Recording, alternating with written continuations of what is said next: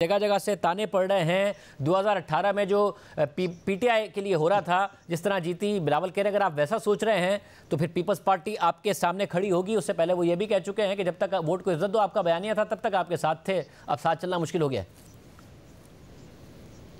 Shahzeb, vote को इज्जत दो तो हमारा अब भी बयानिया है, लेकिन मैं इस बात पे हैरान हूं कि पीटीआई और पाकिस्तान पीपल्स पार्टी, इनका किन अल्फाज में मैं शुक्रिया अदा करूं कि ये मुस्लिम लीग नून को इलेक्शनों में एक नफसियाती बरतरी देने की जिस प्रोपेगेंडा मुहिम को शुरू किए हुए हैं, यकीन कीजिए कि ये नताइज तो हम करोड़ों रुपए अरबों रुपए खर्च करके भी हासिल नहीं कर सकते थे कि इन्होंने अवाम की नज़रों में एक नफसियाती तासुर बना दिया है, जो कि हकीकत भी इंशाल्लाह बनेगा कि मुस्लिम लीग नून की आइंदा हुकूमत आ रही है। तो ये तो सियासत की ABC से वाकिफ़ नहीं है। इलेक्शनों में हमें पता है कि जिस शख्स की ज़मानत ज़ब्त हो रही होती है वो कैंडिडेट भी कहता है कि इलेक्शन तो मेरी जेब में पड़ा है, मैं ही जीत रहा हूँ, मेरे अलावा कोई नहीं जीतेगा। तो जो उम्मीदवार खुद से अपने मुखालिफ की फतेह की खुशखबरी सुना रहा हो तो उससे ज़्यादा अक्लमंद सियासत में कौन होगा। अब दूसरी बात यह है कि क्या बिलावल भुट्टो साहब या पीटीआई वाले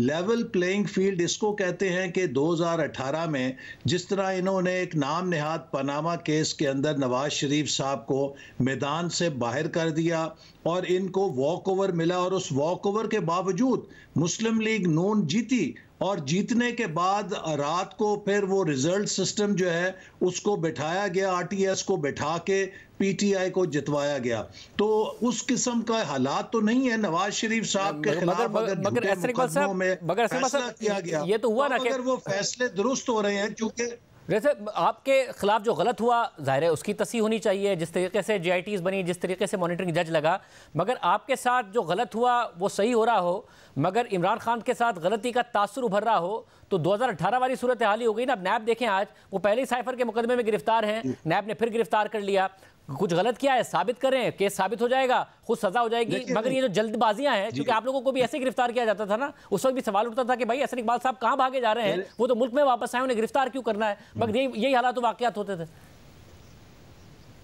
देखिए, हमने इसीलिए नैब के कानून के अंदर तरमीम की थी, और शाहजेब आपको याद है कि इस कानून को सुप्रीम कोर्ट में कोई और लेकर नहीं गया था, और जब इमरान खान साहब लेकर गए थे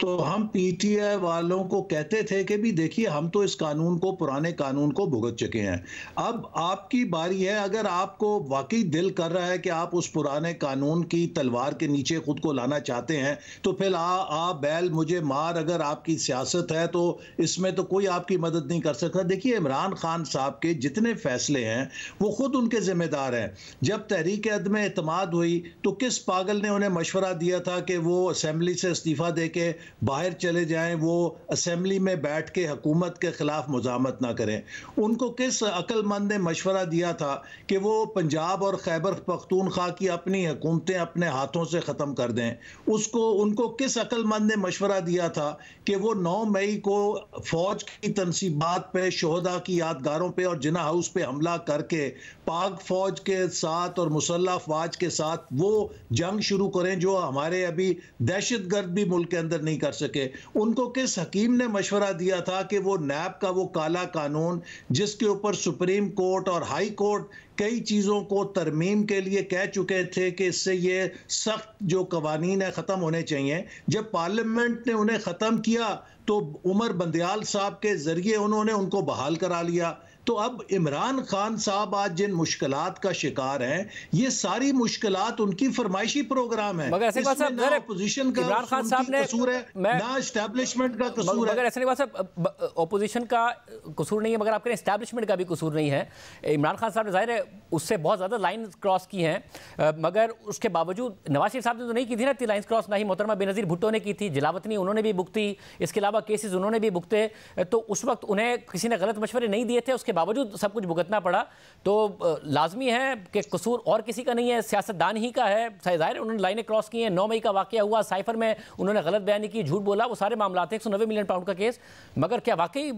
दूसरी साइड पर कभी कोई कसूर नहीं होता? जब जो उनके राइट साइड पर होता है उसे हमेशा लगता है कि उनका कसूर नहीं। देखिए, बात यह है कि हमने जब ये जद्दोजहद लड़ी और इस्टेब्लिशमेंट के ख़िलाफ़ नवाज़ शरीफ साहब का जो मुज़ाहमत बयानिया था, उसने अपने असरात दिखाए और फिर हमारी ही इस्टेब्लिशमेंट ने पूरी कौम के सामने आकर कहा कि हमने एक बहसीत इदारा फ़ैसला किया है कि हम सियासत में अब दखल अंदाजी नहीं करेंगे, हम गैर जानिबदार रहना चाहते हैं। मैं समझता हूँ कि ये उस मौक़िफ़ की कामयाबी है। इसी तरह सुप्रीम कोर्ट, जिससे हम बहुत शाकी रहते थे और सुप्रीम कोर्ट की तरफ से बहुत मुदाखलत आखिरी चीफ जस्टिस जो गए उन तक होती रही, तो अब जो नए चीफ जस्टिस आए हैं, इन्होंने फुल कोर्ट के साथ बैठ के पार्लियामेंट के फैसलों का एहतराम किया और कहा कि हमें पार्लियामेंट का एहतराम करना चाहिए। तो मैं समझता हूं कि ये तो उस मौक़िफ़ की जीत है जिस पर जमहूरी कुव्वतें हमेशा जद्दोजहद करती रहीं कि पार्लियामेंट की बालादस्ती को तस्लीम किया जाए, इस मुल्क की इस्टेब्लिशमेंट सियासत से गैर जानिबदार हो। अब हमें यहाँ से आगे की तरफ जाना है, बजाय ये कि हम आगे फिर एक नई जंग के अंदर लग जाएं। आगे जाएंगे कैसे? जहां तक नए चीफ जस्टिस का ताल्लुक है, तो उन्होंने इस तासुर को जब खत्म किया है तो नजर भी आ रहा है कोई सियासी जमात उन पर एतराज़ भी नहीं उठा रही, ना पीपल्स पार्टी उठा रही है, ना ही तहरीक इंसाफ उठा रही है। मतलब अब इस्टेब्लिशमेंट की हद तक बात करते हैं तो फिर क्यों लाडला कहा जा रहा है और ये खबर क्यों आ रही है कि नवाज शरीफ साहब खुश नहीं है इस तासुर से जो पैदा हो रहा है और वो चाहते हैं कि तासुर किसी भी तरीके से ख़त्म हो? देखिए, नवाज शरीफ साहब बिलाशुबा लाडले हैं और वो लाडले हैं पाकिस्तान के अवाम के। वो 24 करोड़ अवाम के लाडले हैं, चूँकि पाकिस्तान के अवाम ने जिस तरह उनका इस्तकबाल किया मीनार पाकिस्तान पर, तारीख़ का सबसे बड़ा जो जलसा हुआ, उसने साबित किया कि पाकिस्तान के अवाम उनकी उन काविशों को, उनकी उन खिदमात को, चाहे वो मुल्क को एटमी कुव्वत बनाने की थी, चाहे वो सी पैक की सूरत में थी, चाहे वो पाकिस्तान के अंदर जदीद मईशत की बुनियादें रखने की थी, चाहे महंगाई खत्म करने की थी, चाहे 2013-18 में लोड शेडिंग खत्म करने की थी, चाहे दहशतगर्दी को खत्म करने की थी, वो तमाम उनकी जो पाकिस्तान के अवाम के लिए, गरीबों के लिए, मजदूरों के लिए, किसानों के लिए खिदमात हैं, वो उनकी खराज तहसीन करते हैं और उसके लिए अपने दिल में उन्होंने जगह रखी। जितनी किरदार कुशी इस मुल्क के अंदर नवाज शरीफ साहब की हुई है, बार बार हुई है, उसके बावजूद वो लोगों के दिलों से नहीं निकल सके, तो इसका मतलब है कि वो पाकिस्तान के अवाम के लाडले जरूर हैं। वैसे मगर उन्होंने क्या ये कहा है, ये खबर दुरुस्त है कि जी पार्टी का मैनिफेस्टो ऐसा बने और उसके ये तासुर जाहिल हो, और अगर रखा है तो मैनिफेस्टो से कैसे तासुर जाहिल होगा? वो कल तकरीर करें, जनरल बाजवा, जनरल फैज, साकिब निसार का किरदार बताएं, तासुर जाहिल होना शुरू हो जाएगा। देखिए, मुझे नहीं मालूम कि ऐसी कोई हदायत उनकी तरफ से आई है। जो हदायत उन्होंने पहली मीटिंग में मंशूर के हवाले से दी, उनकी दो तरजीहात हैं। पहली बात उन्होंने कही कि मुल्क की जो महंगाई है, मुल्क के जो मुआशी बहरान है, इससे अवाम को निकालने के लिए, नौजवानों को बेहतर मुस्तकबिल देने के लिए हमें ठोस लाएअमल पेश करना चाहिए। और दूसरी जो उन्होंने बहुत ताकीद से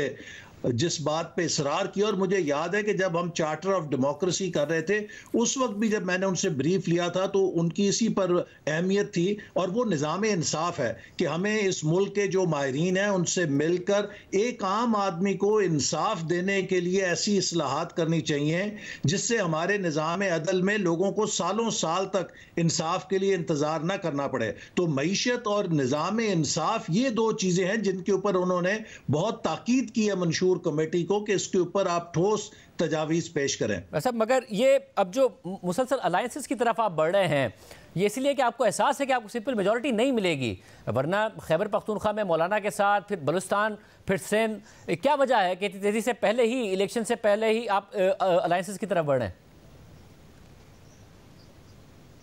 शाहजेब, अगर आप नवाज शरीफ साहब की सियासत का पस मंज़र देखें और पूरी तारीख देखें तो उन्होंने हमेशा इस बात की कोशिश की है कि जो इलाकाई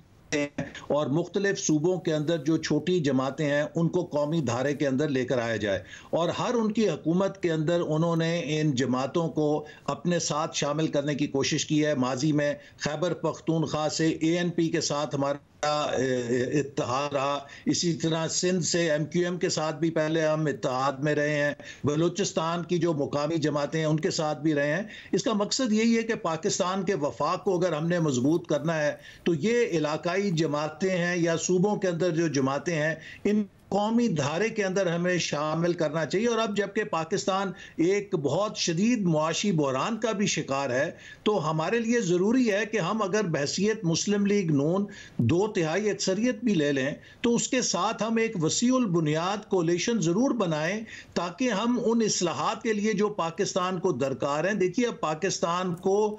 किसी लिहाज से आप जो बैंड एड सोल्यूशन जो है, या सिर्फ एक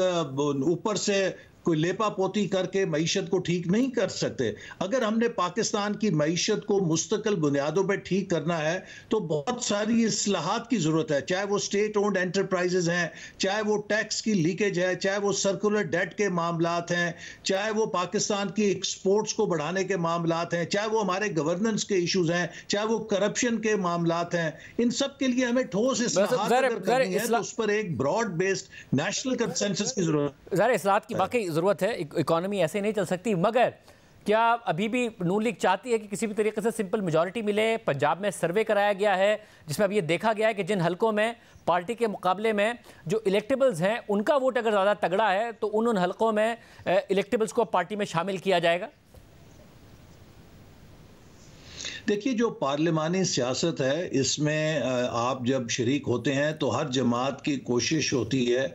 कि वो ज़्यादा से ज़्यादा नशिस्तों से कामयाबी हासिल करे। आप सिर्फ महज सादा अक्सरियत ही नहीं चाहते, आप चाहते हैं कि एक मजबूत मौसर अक्सरियत हो जिसमें ब्लैक मेलिंग का अंसर ना हो, ताकि हुकूमत जो है वो किसी किस्म के दबाव से आज़ाद होकर जो मुल्क के मफाद में फ़ैसले हैं, पॉपुलर फ़ैसले ज़रूरी ना हो, लेकिन वो प्रॉपर फ़ैसले हों। कई दफ़ा ये होता है कि आपको सख्त फ़ैसले भी लेने पड़ते हैं जो मुल्क के लिए नागुज़ीर होते हैं। तो इसके लिए अगर आपके पास एक स्टेबल मैंडेट होगा, एक भरपूर मैंडेट होगा, तो आप ये फैसले ले सकते हैं। वगरना आप जो खींचा है और जो कोलिशन की ब्लैकमेलिंग है, उसके अंदर फिर स्टेटस को का शिकार हो जाते हैं। लिहाजा अगर ये कोशिश मुस्लिम लीग नून कर रही है कि हमें एक मुस्तहकम हुकूमत मिले, ये पाकिस्तान की मईशत के लिए बेहद ज़रूरी है।